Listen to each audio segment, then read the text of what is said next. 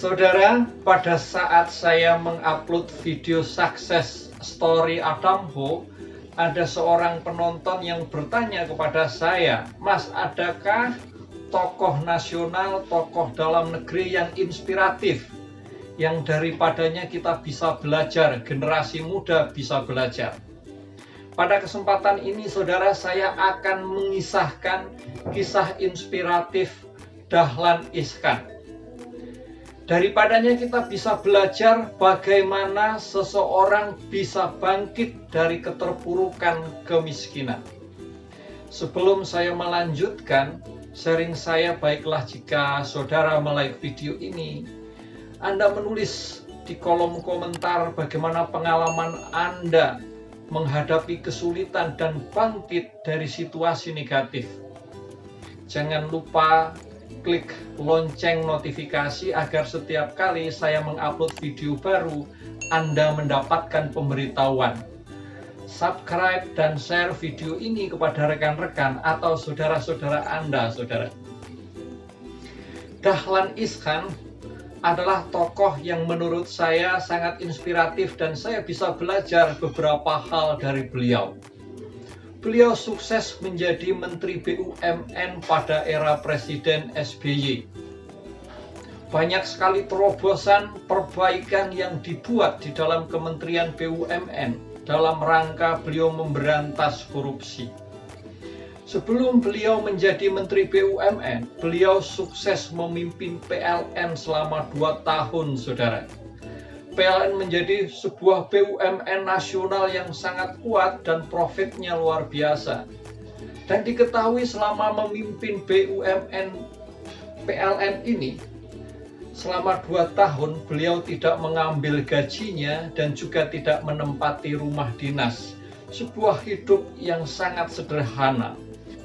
Sebelum beliau memimpin PLN, Dahlan Iskan ini sukses memimpin perusahaan media yaitu Jawa Pos.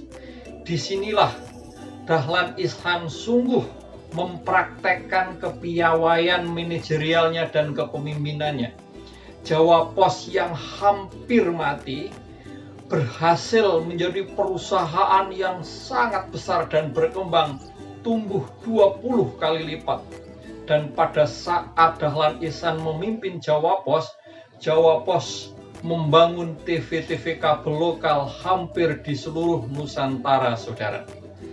Dahlan Iskan ini dibesarkan di dalam keluarga yang sangat miskin. Ibunya pekerja pembatik dan ayahnya bekerja serabutan. Untuk pergi ke sekolah, Dahlan Iskan ini berjalan kaki tanpa menggunakan alas kaki atau sepatu karena orang tuanya tidak bisa membelikan sepatu karena kemiskinan itu.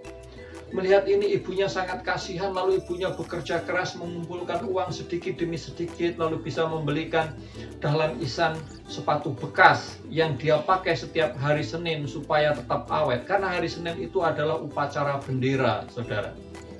Pada suatu hari ibunya jatuh sakit.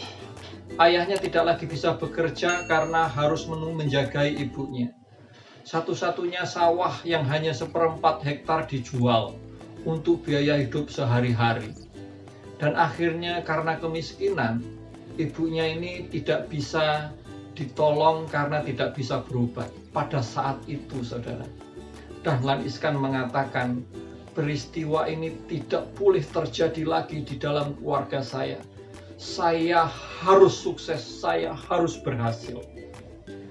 Keadaan peristiwa kemiskinan dan peristiwa yang menimpa ibunya membuat Dahlan Iskan termotivasi untuk belajar dengan tekun. Dia lulus SMA, setelah lulus SMA, saudara, dia kuliah. Dan sembari kuliah, dia menjual majalah. Karena kebetulan dia adalah pemimpin redaksi majalah di unit akademik tempat dia kuliah, saudara. Karena kemampuan dia menulis di dalam berorganisasi dan menulis inilah, maka Dahlan Iskan itu diterima menjadi wartawan di tabloid Tempo. Prestasi dia di tabloid Tempo itulah yang kemudian sebenarnya menghantarkan si Dahlan Iskan ini ke perusahaan media Jawa Pos, saudara. Itulah kisah dari Dahlan Iskan. Saudara, peristiwa keterbatasan, peristiwa negatif, peristiwa kemiskinan bisa membuat seseorang termotivasi untuk memperbaiki dirinya, memperbaiki hidupnya, memotivasi dia untuk bekerja keras, belajar keras. Semoga kisah Dahlan Iskan ini menginspirasi kita untuk meningkatkan kualitas hidup kita, kualitas keterampilan kita, kualitas pengetahuan kita, sehingga kita bisa mengubah situasi negatif menjadi positif, kemiskinan menjadi kelimpahan. Dan dengan demikian, saudara, kita bisa membantu banyak orang untuk sukses. Sukses untuk Anda.